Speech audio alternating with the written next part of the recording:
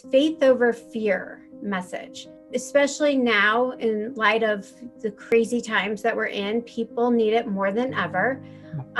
You and I did a reading a few years ago. If you wouldn't mind sharing a little bit about that, because I know you were in a place of struggle and fear. And I would just love to hear from you, if you wouldn't mind sharing, what that was about.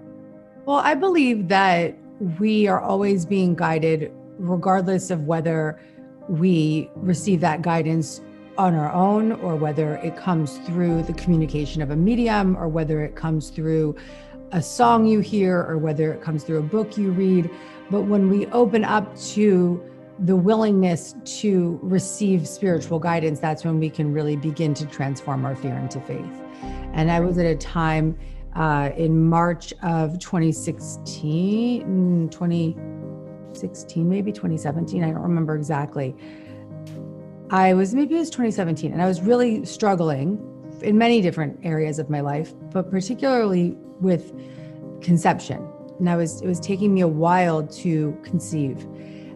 And I had a lot of misaligned thoughts when it came to it. I felt really, I was really struggling with the need to try to control, and the need to force things and force my timeline and force my expectations. And it was around that time that you and I had a reading, and it was really God's work, because it was time for me to really practice surrender, but I needed a little gentle push. And on our reading, you were really clear about this spirit baby that came through. So much so that you even started talking about the month that the baby would be conceived, or you said a month, but you're funny. You always say that you don't know exactly the timing it's going to be. You're like, it could be the month that you get pregnant. It could be the month that you conceive. You don't let it like us to get too hung up about the timing.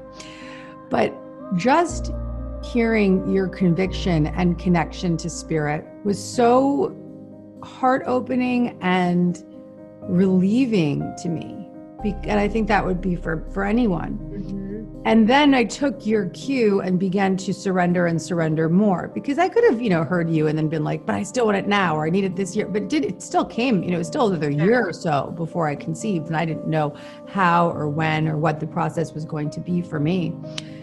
And I just continued to stay very faithful. But what that reading gave me was this opportunity to truly surrender and accept that Spirit's plan was better than mine.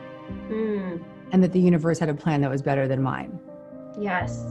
And to own that it's not always going to happen on my timeline, but it will happen in a way that is far better than I could imagine. And that is the case. That is what happened.